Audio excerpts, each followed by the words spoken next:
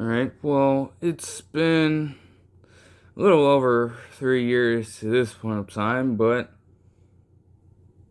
at that time, I made a video on Russell Wilson getting traded from the Seahawks to the Broncos, and that entire breakdown of compensation and draft picks and other players, etc.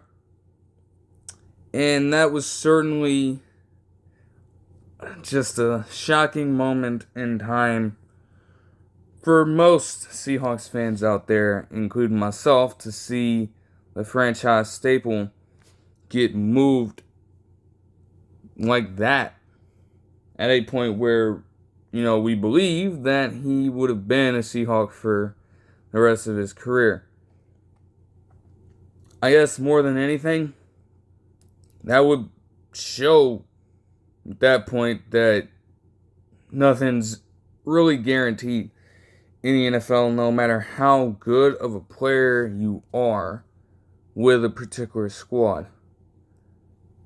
And we've seen that throughout most of the other moves that I detailed throughout this free agency period so far, and all of the others that I will be covering in another video on free agency as we try to pay attention to a lot of the other things that have taken place, including some news today.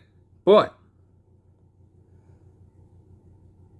in particular for the Seahawks, it has been a wild time for the last week and a half, going on 2 weeks. We got to start out with the first piece of news. Now, Tyler Lockett, we do understand that last season was not a great one at all. He had missed some time due to injury, and even when he did play, quite frankly, he didn't produce all that well. His 49 receptions for 600 yards and just 2 touchdowns ended up amounting to some of the worst production he had since his first 3 seasons in the league. That could be attributed to a lot of things. Back then, he came in as a return specialist, a damn good one, who ended up getting reps at wide receiver and producing in a smaller clip. This season in 2024, you are part of a stacked wide receiver core with both Jackson Smith and Jigba and DK Metcalf and Noah Fant and Kenneth Walker III out of the backfield and AJ Barnett. The system for, running that offense, the entire scheme that Grubb had obviously was just not really ran the best way, which is why he was out of there after just that one season. And quite frankly, even if there's a better scheme there to utilize that talent at the same way, there are only so many mouths that can get fed in any particular game. He had a few solid outings, but of course nothing was going to be that consistent when you're trying to incorporate so many other threats in the offense. That balance between guys like Smith and Jigba and Metcalf were there, but that just left Tyler Lockett as the odd man out, unfortunately. It really just comes down to him not producing the same, but also being a little underutilized. He's still a very solid wide receiver, but certainly you would want him to do better. That was the sentiment coming into the offseason And at the very least, you thought that his job would be somewhat secure just out of loyalty, I guess.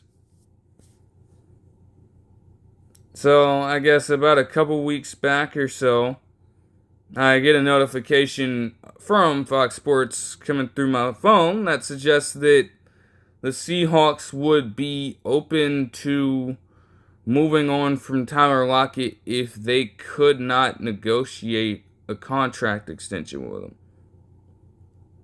So I believe that at that time, they were trying to see if they could get Tyler Lockett a reasonable deal for him to stay with the team.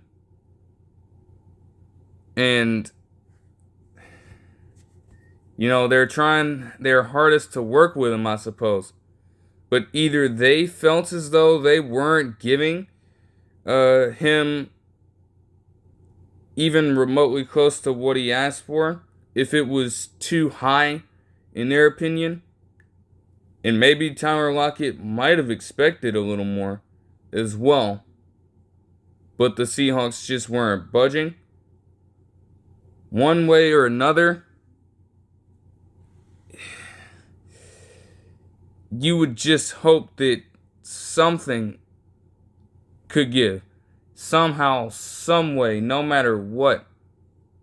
Just so that one of the core players for the Seattle team in Tyler Lockett could stay a part of this squad. And then on March 7th,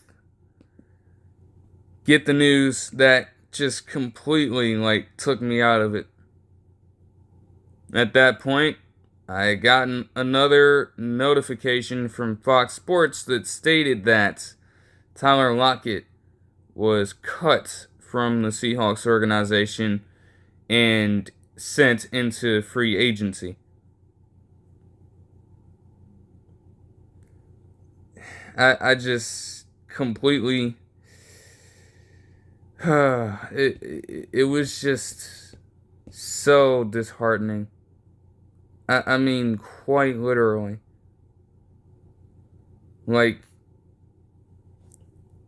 Literally. It more than around a decade of watching Tyler Lockett specifically play football with this team. And just like that, because of something related to negotiations, neither side could come to an agreement, and he's gone just like that. It was tough. It was tough. I mean, literally, from my going on third year to that point in 2015 of watching and supporting the Hawks and seeing his rise to eventually becoming one of the most underrated receivers in the NFL for a string of years. I mean, he obviously splitting time between being a return specialist and wide receiver. He didn't put up the gaudiest of numbers earlier on, but from 2019 to 2022, he put together 4 consecutive 1,000-yard seasons, while simultaneously getting to at least 8 receiving touchdowns in every single one of these years. It's just, oh my gosh. I could not believe it. I couldn't. Even though he did have a drop-off over the past couple of seasons, that man is still a legend of this organization. There had to be something that could have gone down to where he could remain one. And as far as the Seahawks go after that core, well, the thought process in that moment would have probably been that now the focus could be on maximizing both Jackson Smith and Jigba and DK Metcalf on the outside. At least that's what the case was initially. But within just a few minutes or so of that news breaking, then I get a notification on my phone and also see a post from ESPN, I believe, reporting that the Seahawks were open to, or the DK Metcalf had requested a trade in just a span of a few minutes on the same day.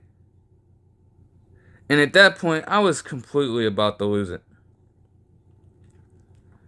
Now, I was definitely thinking through a lot about it after hearing it in that moment.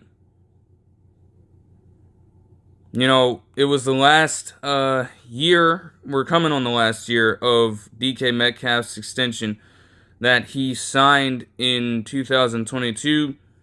So he was looking for more money. And initially, I thought it was a ploy. I did not want to accept the fact that Tyler Lockett's gone and now DK Metcalf could be too. So I guess I was coping a little bit with that. I was thinking that DK Metcalf was bluffing, making a power play, trying to gain leverage against the front office in lieu of a more expensive contract. I was thinking like, hey, if you're looking for more money, the Seahawks can give him more money. At least that's what I was trying to tell myself. And also in the same way, I did leave the possibility in my headspace that he could be gone from the Seahawks in a short time.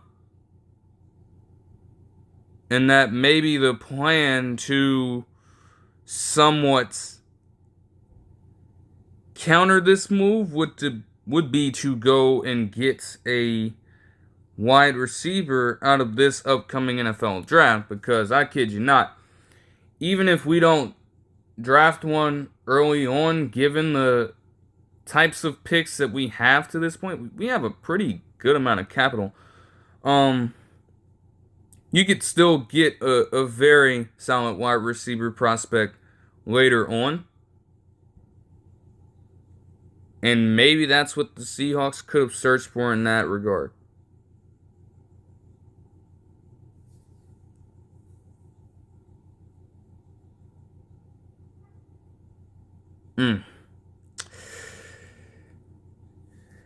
Turns out that it wasn't a bluff. It was for real. All the Seahawks needed was the right package. And they were willing to work with DK Metcalf and move him to the team of his choice.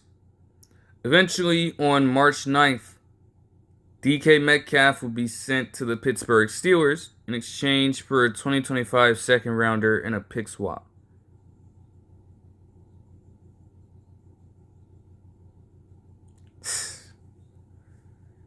In that moment for the Seahawks, Jackson Smith and Jigba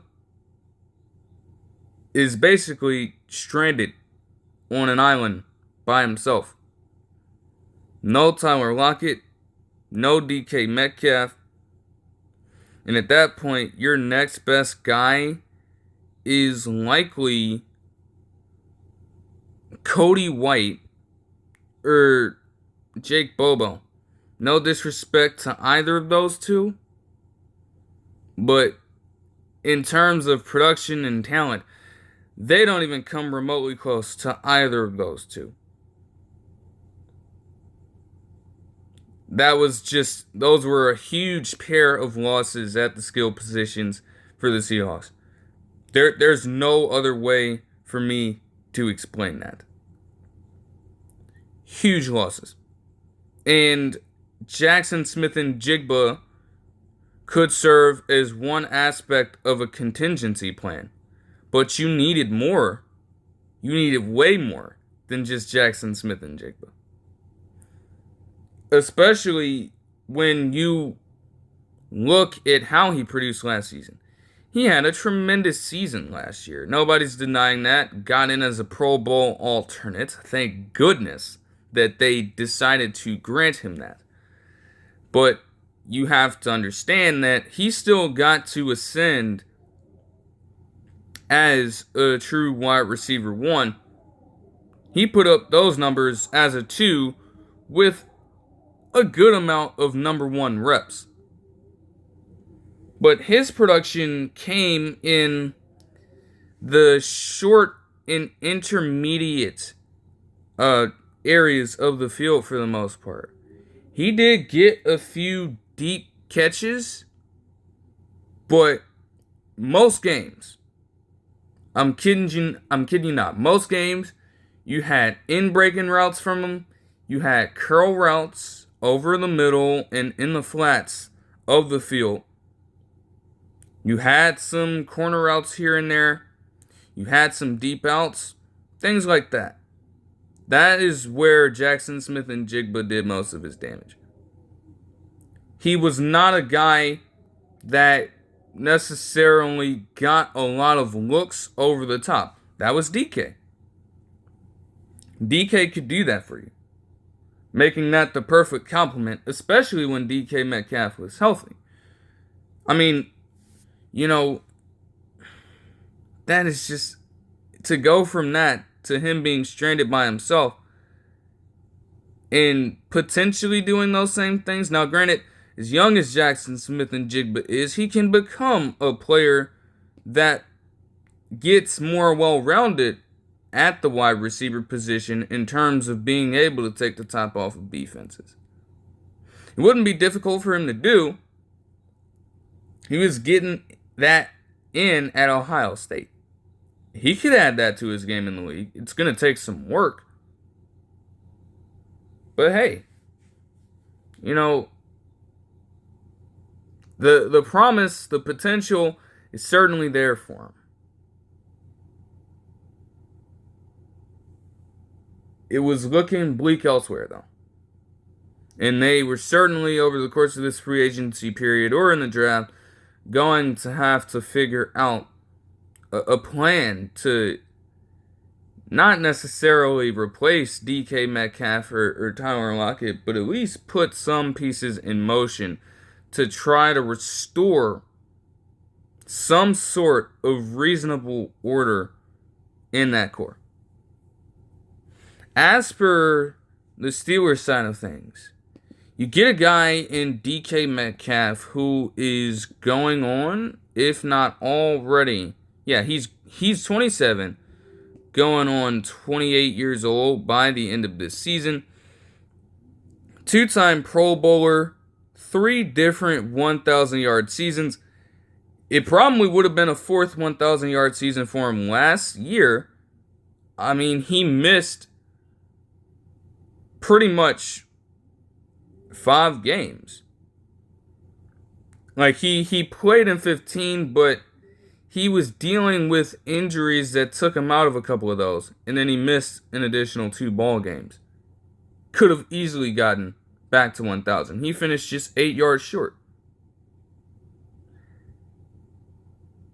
That is the interesting thing about it. It's like, even with all that talent in the wide receiver position for the Seahawks specifically throughout his tenure with the squad, he has never fallen below 900 yards receiving. Not one time. And this is with him being a number 1, in some cases by committee, with Tyler Lockett and with Jackson Smith and Jigba last season.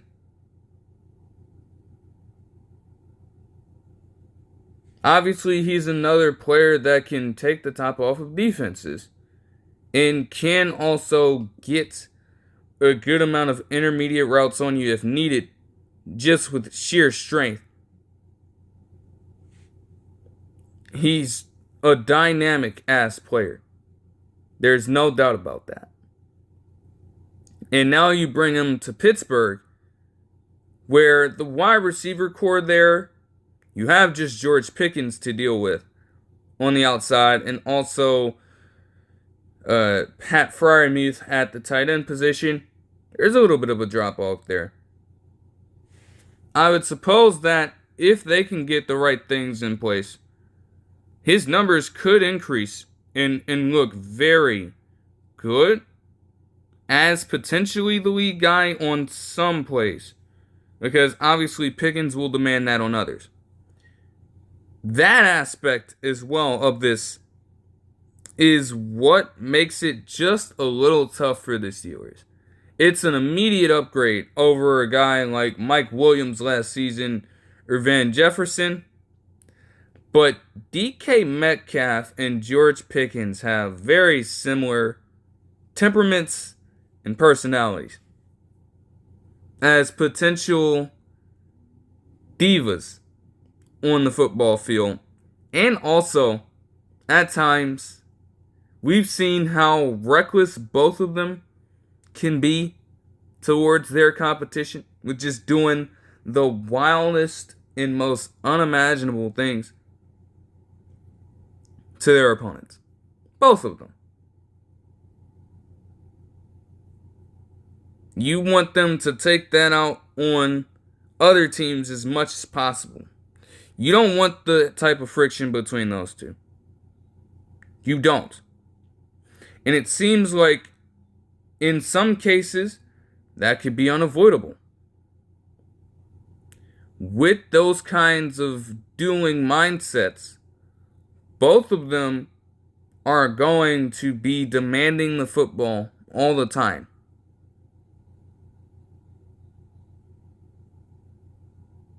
If you think that both George Pickens and DK Metcalf had issues with not getting the ball on their respective teams last season, what's stopping one of them from getting absolutely pissed off the second that you tell them that the rock is going to the other person on a given play, or in a moment where they feel as though they deserve it, not the other guy?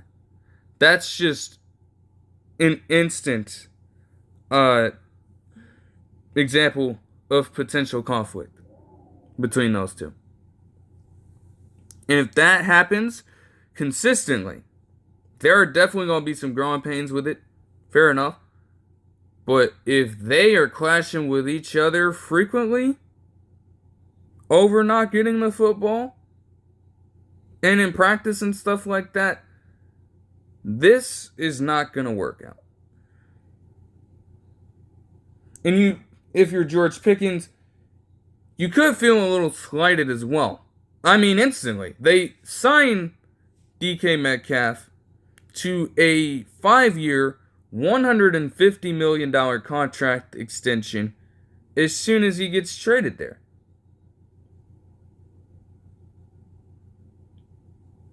We still don't know what's going on with George Pickens right now. It looks to me like he'd remain a Steeler, but he has to feel slighted in some way, even if there's nothing being made explicit on his ends in terms of a statement or a post or anything like that. He may be willing to work alongside him, but I mean, at the very least, if you are Pittsburgh, you're hoping that it lights a fire under George Pickens to mature up and just go harder in terms of producing for the football team, to become an even better overall player, rather than just a player with raw talent and a lack of discipline.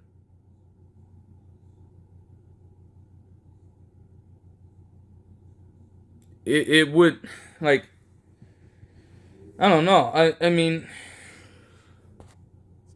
that could happen. You know, DK Metcalf and George Pickens could end up turning into the best of mates. And George Pickens, being as young as he is, could probably learn something from DK Metcalf if he is willing to listen.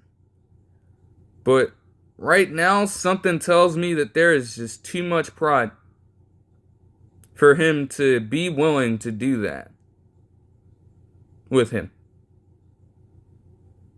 Another issue with this, or a potential downside of this, is that currently the Steelers do not have a plan right now. They don't. At the quarterback position. I mentioned in the last free agency video that the Jets signed away Justin Fields, and that Russell Wilson is, at this point, interviewed with the Browns. So they could potentially lose both of those guys. And you currently don't have a plan in place at all for a quarterback right now. There aren't a lot of other quarterbacks in free agency on the docket unless you try to pull off a trade. And then in the draft, you could do the same thing I was considering for the Seahawks in terms of trying to wait for a late round pick to acquire one, like a Jalen Milroe or a Will Howard. But then you're right back where you started when you had Kenny Pickett on your squad by trying to take a chance on him. Now, granted, you did it in the first round, which was just delusional as shit. But that's essentially the same thing here. Honestly, the Steelers might have forced themselves to do just that, even with moving on from their pick swap. They may not have another choice. Because what quarterback would you truly want? Like, Kirk Cousins was on the docket, but even he, to just spoil one of the other trades or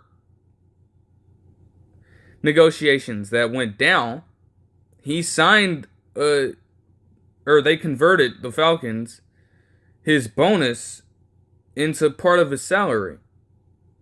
So he's probably staying with the Falcons for just a little bit more time, which is just completely irrational. But he's off the market now. I don't know, outside of Aaron Rodgers at this point, who else the Steelers could truly get. And even then, why would, do you really want to take a chance on Aaron Rodgers at this point? He's got the resume.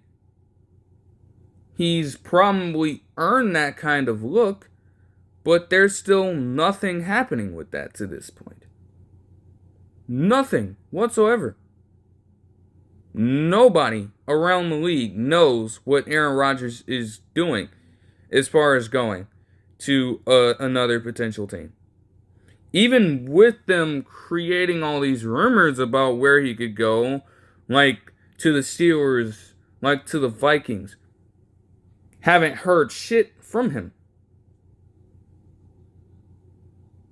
So until they figure that out, I really have a hard time believing that Pickens or Metcalf are going to produce in that system.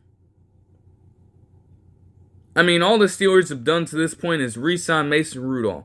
So we think that Mason Rudolph is the guy that's going to allow both of them to contribute in the best ways possible.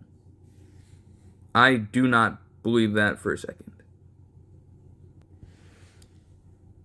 Even with that being said, I mean, you could argue, if you're a Seahawks fan, trying to cope with the loss and trying to find some semblance of a light at the end of the tunnel, you could argue that DK Metcalf, though he does have the potential to be a top 10 wide receiver, he has not put together a season that would rival that of the best in the league.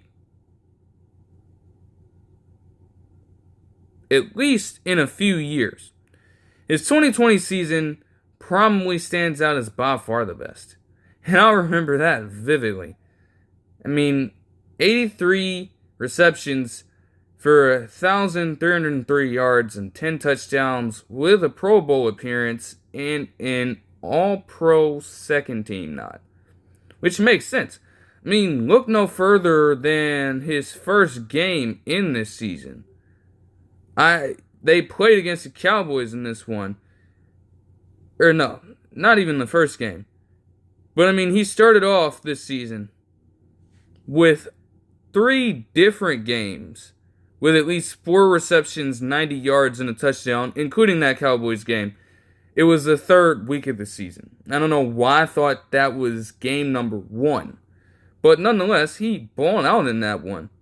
And he would have had multiple touchdowns if not for him fumbling as Trayvon Diggs was guarding him at that time. Yes, Trayvon Diggs wearing the number 28, I believe, in that particular game. That's how crazy time has passed, man. We had Trayvon Diggs wearing that number. There were no fans in the stands for that game at all. But that was an absolute shootout as well, and they won that. In that same season, too, ironically enough, I'm pretty sure that Tyler Lockett was just a fucking Cardinal killer. And he had like 200 plus receiving yards and 3 touchdowns against them. It just sucks to have to move on from that. But again, outside of that season for DK Metcalf, you can argue that some of these latter seasons, although he did get another Pro Bowl selection in 2023, to call it a truly dominant season where a player puts up 1,114 yards and 8 touchdowns, it might be a bit of a stretch, despite his talent. But again, as I stated earlier on, they were just so damn stacked at wide receiver. So stacked. Like, you have to try to allocate your targets in a certain way. You're trying as hard as you can, but it is really difficult.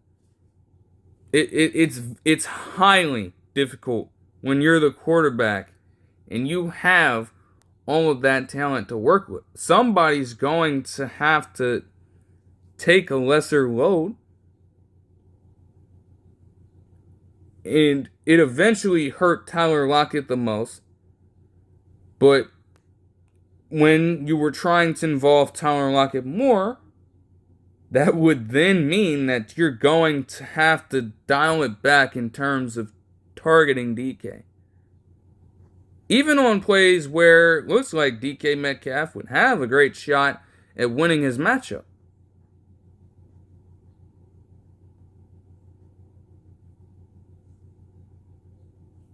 Still, this time with Seattle, in which he put up 6,324 yards, 48 touchdowns, and caught 438 balls. In just a short time, established himself as one of the better receivers in Seahawks history. And especially one of the best over this past half decade. No question about that.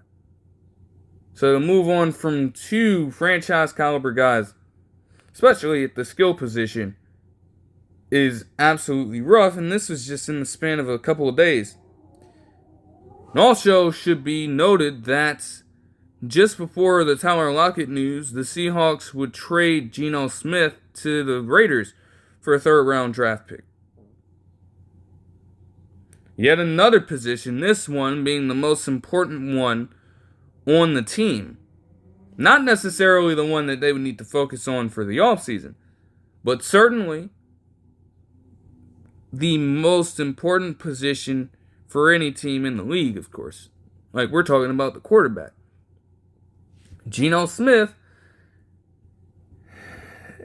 yet another player where, for him, he revived his career. He came in and had a rejuvenated stretch with this team. There's no doubt about it. But even after that 22 season, 41 touchdowns and 24 picks, including 15 last season. Though he did have 4,320 yards in 2024. And he also made 2 Pro Bowls over this time. Certainly a very serviceable quarterback, but 9-8, 8-7. Made the playoffs and won, but in that wild card game, I believe the Seahawks lost it 41-23. Yes. Not a lot of deep runs with them. And then in the past couple of seasons, just got near misses in terms of potential playoff contention. He went 8-7 as a starter, literally mediocre, and then a 10-7 performance last season, but that still wasn't good enough to make the NFL playoffs last year. Like, the numbers were going to be there to an extent, but even with 70.4% completion, that TD to interception ratio is just very inefficient. And if you're going to be in a spot where you stay mired in mediocrity at that position, while also not being able to convert on some important drives down the stretch, because I'm not going to lie too, though again, yes, part of this is affected by the scheme in the same way, there were some terrible decisions that Geno Smith made over the course of this entire season, especially in late game situations. I can't deny it. And in some, he got it. That touchdown run against the 49ers, great play. And for every one of those, that would be followed up with something like what happened against the Rams, for example, in the first matchup, prior to that 49ers match, ironically enough, where Geno Smith threw a pick 6 to Cameron Kinchens in a situation where you could have at least taken the lead at that point of time, I believe. Now your team goes down, and you have to fight from behind just to eventually tie up that ball game, then send it to overtime, and then lose. With that kind of quarterback play, you can kind of see why the Seahawks, if you, want to be considered to be a playoff contender, a true playoff contender once again, maybe it would not be the best idea to keep him around. But what it really came down to was, yet again, contract negotiations. This was the final year of not the final year of Geno Smith's deal, but they were back to the negotiating table, and I guess they were trying to see if they could kind of work a new extension for Geno Smith in, where they could pay him less money. I guess Geno Smith, looking at the quarterback market, believed that he could probably get a little more money than his initial $35 million per year. And the Seahawks were at a standstill with that. They would not have it. So then the trade came through. to get a third round pick back for it is pretty solid. Honestly, if you know that's a great way to manage the asset. I mean, you had Geno Smith on your squad. He was initially I think he was actually with the practice squad for a brief period of time. Or he might have been the legitimate backup and stayed that way throughout. But obviously, with the Seahawks, he was a backup. And to get him for essentially nothing prior to him taking on that role, then having him step in for Russell Wilson and do all of that over the years while completely revitalizing his career and kind of changing the narrative about his NFL life. And then get a third round pick back for him? That's a great way to manage an asset. It is. Because it could have been way worse than third round draft capital. But the Seahawks were yet again lost. No real contingency plan in place for a backup quarterback. Or at least someone new to fill in the starting position. Your best bet was Sam Howell. And after what we briefly saw in the Packers game last season, I'll be damned. I'll be damned. No. So I was thinking about a lot of different things with this one as well. Kind of thinking along the same way.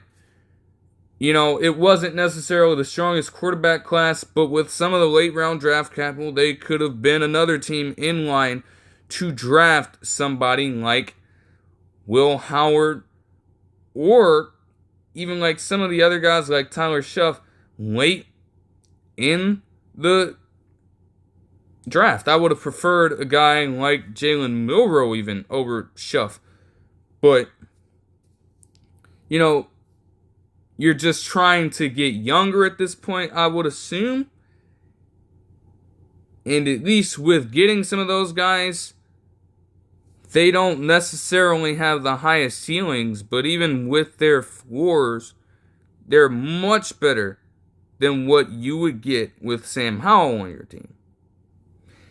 And then the Seahawks would eventually make a pair of moves on the 10th that equal parts confuse me and also allowed me to see some of the vision.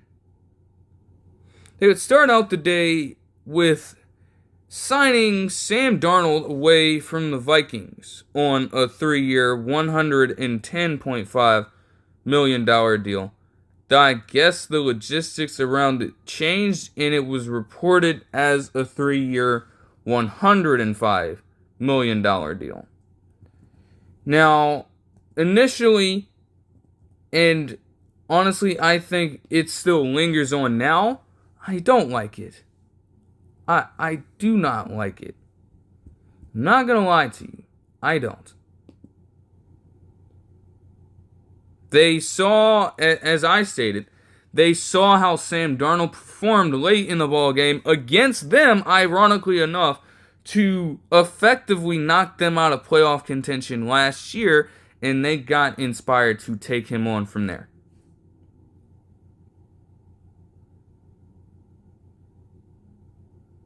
The way I saw it at the time is like, yes, he's younger, but damn, when push came to shove, and when Minnesota had a chance to not only make a run, but also secure the number 1 seed in the conference, we saw what this man did.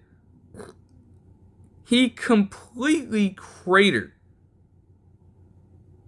he was a turnover machine in the past 2 ball games against the Lions and then the Rams to close out the season.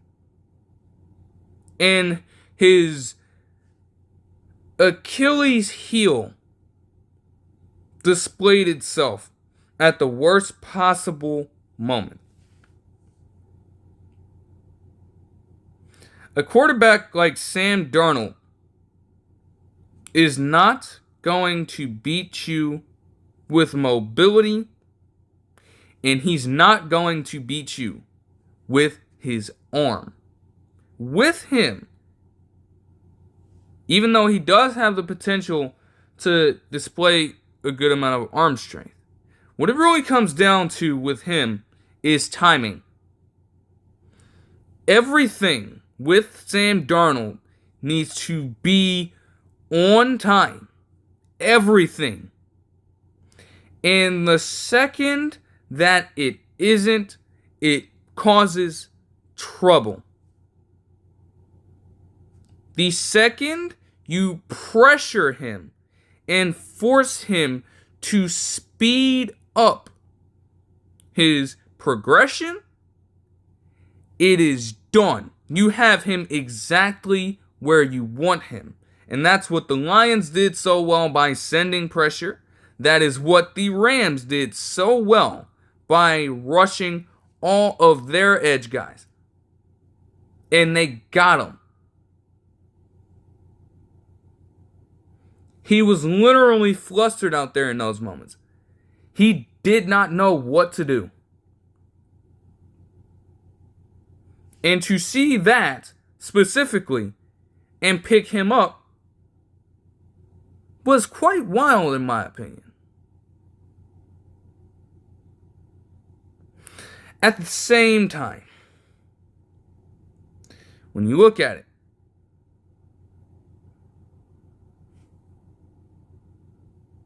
he had a tremendous year last season. He did. First few years were absolutely nothing to write home about. But Kevin O'Connell being a great head coach and having Grant Udinski as a pretty good offensive coordinator for them, along with the talent on the offensive side of the ball that the Vikings had with Aaron Jones Sr., with Justin Jefferson, with Jordan Addison, another 2023 draft classmate of Jackson Smith and Jigba, ironically enough. Yeah, he played his ass off. 35 touchdowns and 12 picks with 4,319 passing yards. Like that's tremendous work. Got himself a Pro Bowl. He was in the MVP race, on the upper end of the MVP race for quite a while as well with how he played. You want to see him do better down the stretch, but it's not to say that there is something to be said about that. And as long as you kind of keep that continuity, he could continue to be on that pace of having seasons like that.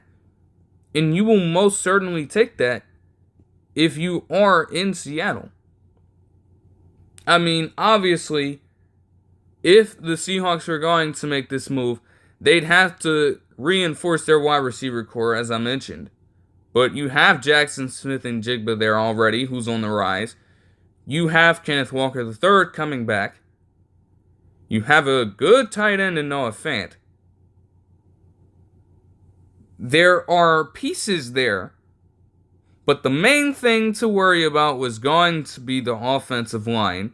And again, finding at least another couple of wide receivers as options for Sam Darnold to kind of replicate what he had. Because, yes, when you pressure Sam Darnold, he crumbles, but the Vikings are not fully absolved the blame either. Their offensive line, especially down the stretch, they did not play well at all. Yes, it could have been a combination of Sam Darnold holding on to the ball for too much time as well, which again plays into everything being on time and allowing plays to fully develop with ones that are a lot slower in nature. At the same time, they were so porous. Like, some of the play calls had great potential, and yet they could not for the lives of themselves buy him enough time to make something happen. As it currently stood, and as it still stands, because honestly, with me looking through, there are the only notable free agent at the offensive line positions that is not currently signed to a roster right now and is in the free agency pool is Jedrick Wills Jr. Why do I say Jedrick Wills Jr.? He's 25 years old.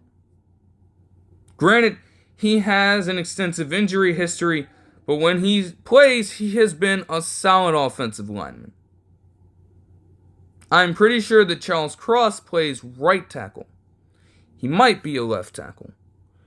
I can check that, but yes, to complement, no matter where Charles Cross is, to complement him, I figure that it would be wise to get Jedrick Wills Jr. Outside of that, though, the other offensive linemen at this point, all of them are much, much older. It's not to say that there aren't notable names there, but they are up there in age. It would not be wise to go after an individual like that. Yes, they're proven, but, like, damn. I mean, they literally, some of the better ones overall in terms of talent are fucking 33 and 34. What are you really going to do with that? If you're the Seahawks, you can't. So, I don't know. Again, they do not have a plan in place for that right now, and I would suppose that they are also gonna have to make some moves in the draft. It's as simple as that. Okay, Cross plays left tackle. Okay, either way, Jedrick Wills Jr. could be a good compliment. It'd just be a matter of his health. But you need that to go right, and you also have to figure out what talent would look like on the outside. For trench help, though, the Seahawks would at least find something, or should I say someone, very interesting on the same day as they would acquire DeMarcus Lawrence from the Cowboys, as he was released from them, and he would sign a 3-year, $42 million deal with the Seahawks. Now, at this point, DeMarcus Lawrence is going on 33 years old, but he offers a good amount of potential. Now, obviously, to this point, his best years have been far, far behind him. Far behind him. He has been a 4-time Pro Bowler, though.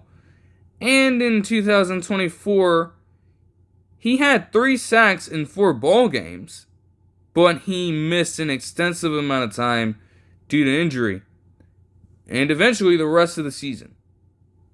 Now, if you get that kind of thing with DeMarcus Lawrence, because injury issues have been kind of well known when it comes to him. You get that to where he played just 4 games last season. That's what you're dealing with over these next 3 years. It's going to bust. On the flip side, the Seahawks, under a promising head coach like Mike McDonald, who's virtually in a similar position to where Kevin O'Connell was earlier on in his career, ironically enough. And the defense as well, overall, in Seattle. Obviously, in terms of yardage over the course of the past decade or so, outside of the Legion of Boom years, it really has not been promising on that end. But there were multiple games last season that showed promise in this unit once again. And there were others of which they completely crumbled. Partially because outside of Leonard Williams, they could not generate a lot of pressure in those big moments. Although he's far removed from some of his better years, DeMarcus Lawrence still has that potential. He still does.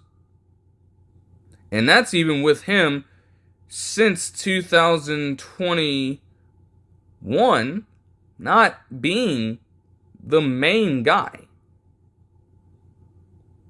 So imagine if you can have DeMarcus Lawrence on the one end,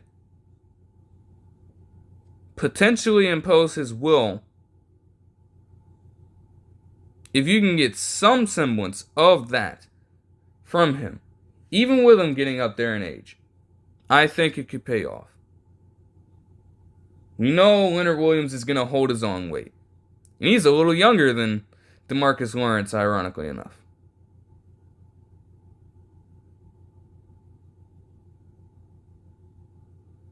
Not to mention that schematically, the Seahawks defense was better than the Cowboys last season. So it does help that you are coming into a better system. And maybe you can have a few plays dialed up for you to go on and do your damage down low. From that perspective, I think it's pretty solid. Especially if he's motivated. Like what he said to Micah Parsons immediately after leaving. It's one thing to just say it. If you can actually apply that drive and that focus to this team, like don't even bring up the Seahawks and Cowboys in the same fucking sentence. You gotta focus on your development with Seattle. If you can do that and tap in to some of that production of years past, especially in his prime, you're looking at a defensive lineman who probably will not be considered as extremely elite, but as someone who is a highly serviceable rotational piece. I don't expect DeMarcus Lawrence to appear in every single defensive snap at this age. To expect that is quite literally stupid. It would be quite dumb on my end to think that he will play every defensive snap this season. The Seahawks do have some edge rushers in store, and they may also take a stab at another one in this draft, just to help things out in terms of the depth of that particular position. But DeMarcus Lawrence could still be a great leader of that unit, and he could mentor some of the younger up-and-coming guys. And this happened on March 12th. So a couple more days would pass with not a lot of coverage on the situation. Obviously, the Seahawks still had to focus on the trenches.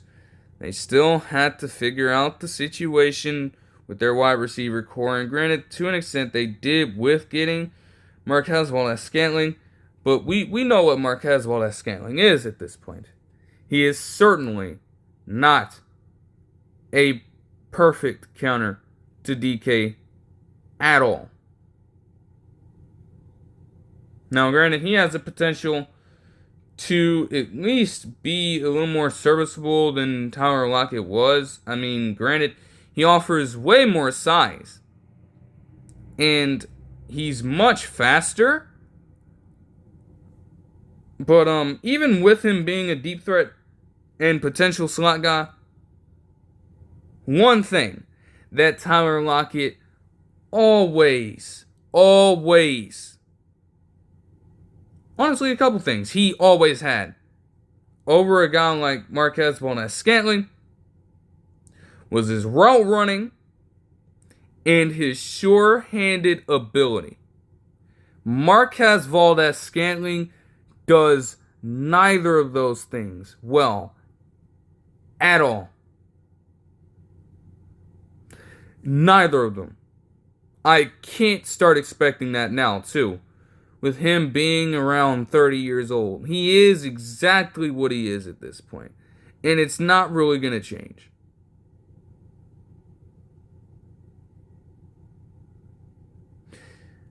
For the Seahawks, though, there was another player in his 30s who was the main focus of a lot of conversation over the last couple of days leading up to this. And eventually, with what the Rams would do with him, all of a sudden, the Seahawks would eventually get into play for him, but not before a report from the Cowboys on the 14th that stated that the Cowboys were closer to signing Cooper Kupp. It was a report that came out, and then a Dallas beat writer, just a few minutes later after I saw that report, basically contradicted it and stated that, no, that report was essentially false. The Cowboys are not expected to pursue Cooper Kupp. But there were a lot of other teams who were doing so. The Broncos were thrown in there, and eventually the Seahawks got into the mix. Now, I didn't really think this to be true. I was still of the notion that maybe they should just draft a guy instead. And then, as more and more news broke, began to realize that it wasn't a fucking joke. The Seahawks were legitimately able to sign Cooper Kupp away from the Rams.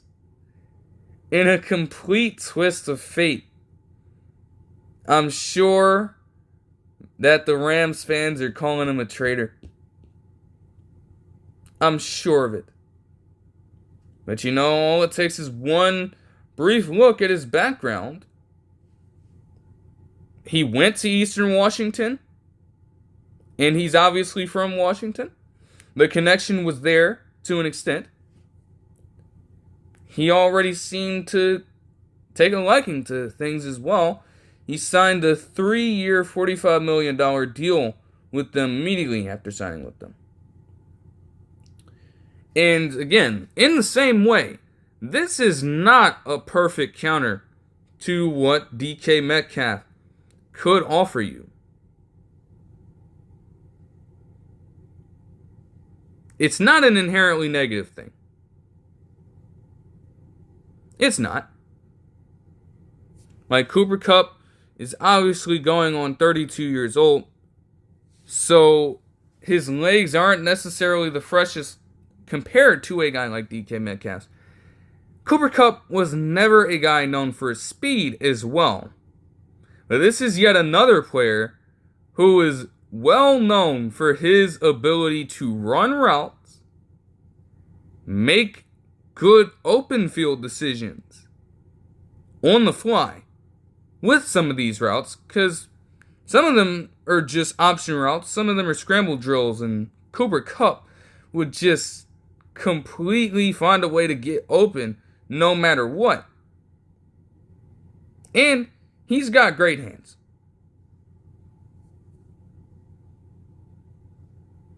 Exceptional hands. Like, there's no denying that at all. Also, the production is there. You know, there had already been question marks about Cooper Kupp coming into the league. I did not know that he was 24 years old when he entered the league.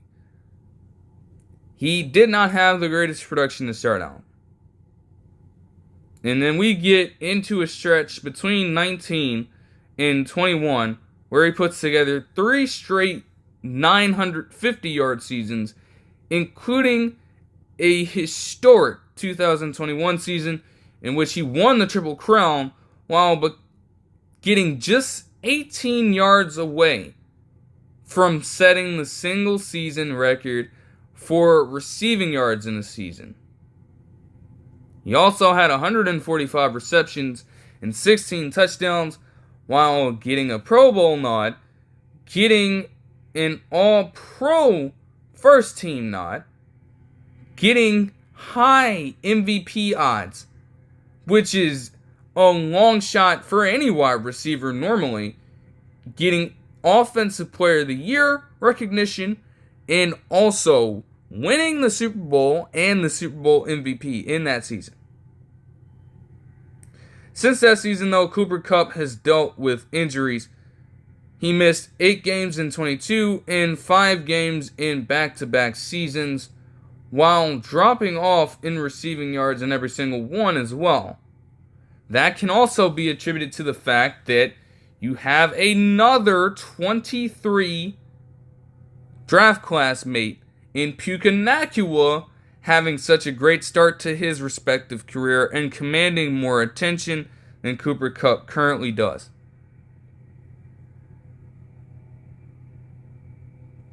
But now you're in a system where Cooper Kupp is certainly motivated to perform. Definitely. Somewhat hometown kid. You know the area. And you were just cast aside like this by the team that initially took a chance on you. What better way to stick it to the Rams than to start balling out with the Seahawks, their sworn division rival? Certainly should be interesting. Like, obviously, the drop in production is glaring, but if he can recapture that as well, and especially in this system with a new quarterback at the helm, anything is possible. So there's optimism to be had with that.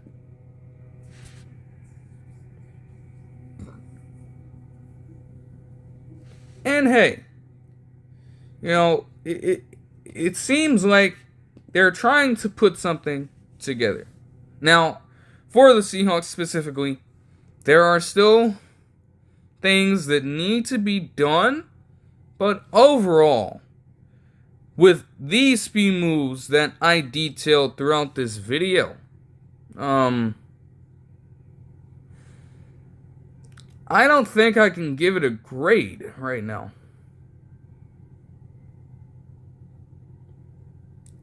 All I can say is that some of these sting. Especially the DK trade. It just sucks.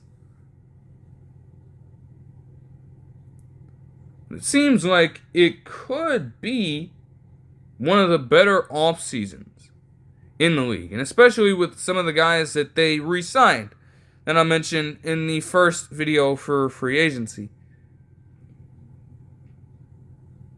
They just have to put it all together And they have to do a little more as well. Again, trenches, like, at this point, to keep them the same, for the most part, and still have Abraham Lucas there, no. That's why I'd say get Jedrick Wills Jr. or find a tackle in the draft, maybe. They'd been mocking Armand Membo from Missouri consistently, and honestly, at this point, you probably have to get him.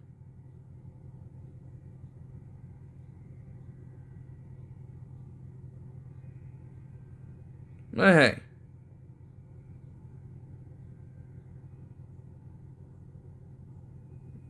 at least you're working with something here. That'll do it for this one. I hope you guys enjoyed the video, and I'll see you guys in the next one. Peace.